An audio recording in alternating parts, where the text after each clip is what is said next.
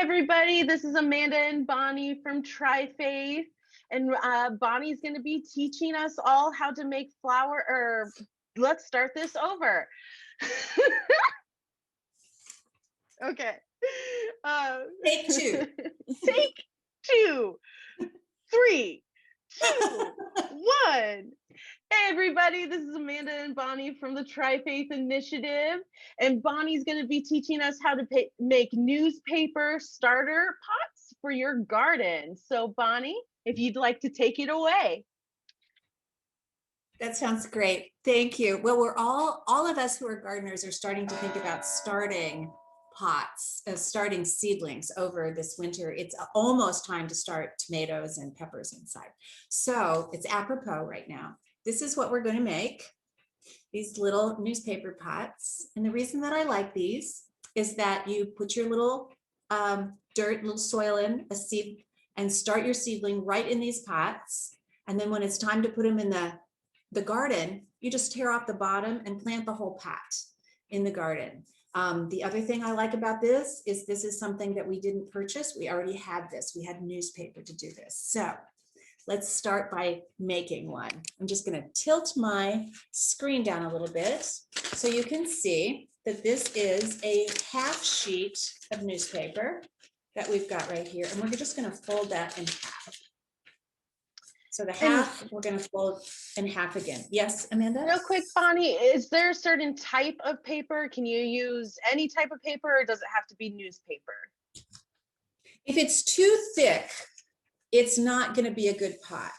I have used like office paper, regular office paper, but the texture isn't as good as newspaper print.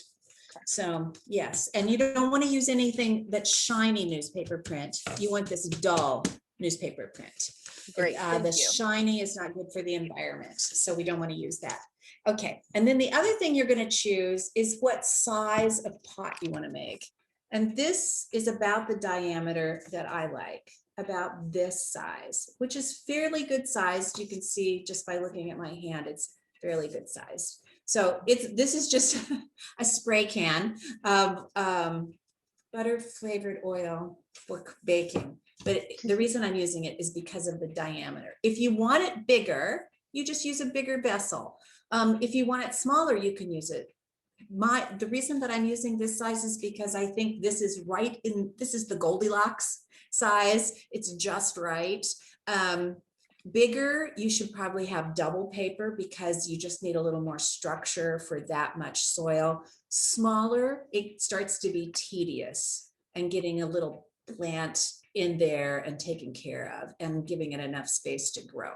So this is about right. And here we go. We're just going to do it right now. We're going to do one. I'm putting the fold side up on this. So the fold side is up, and then we're just going to roll this on our little vessel here and leave lots of overhang and just roll it up like that.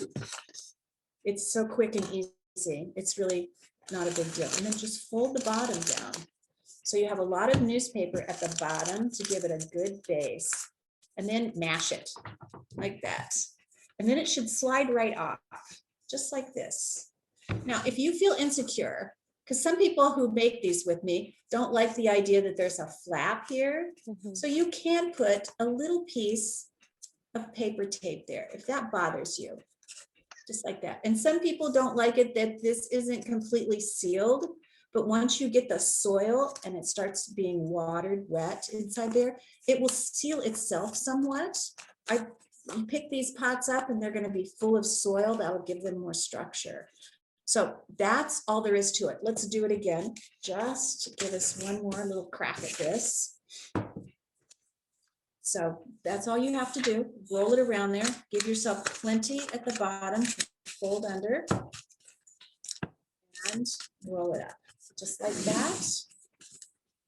And then we're going to fold it down again, just like that. It doesn't have to be tidy or neat, just folded and mashed underneath. I had a friend who would dip it in water when he was doing this. to kind of give it that paper mache kind of thing, you know, Mhm. but that's all you need to do. This is the simplest way. And then if you don't like it, just put a little piece of paper tape, not cellophane tape, on the bottom. And then this thing will go in the garden for us. Filled with soil, rip off the bottom in the soil. So I want to show you one other thing if you don't like those, and that is toilet paper rolls. Awesome. That's what this is. So this is a toilet paper roll.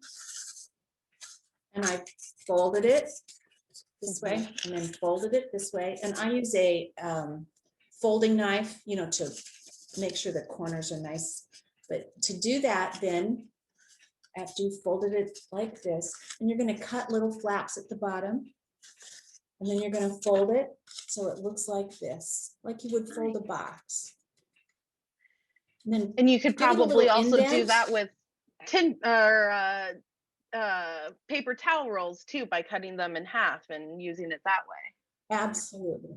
Yes, absolutely. And then you can cut this to size. If this is a bigger, taller pot than you want, you can just cut it to size.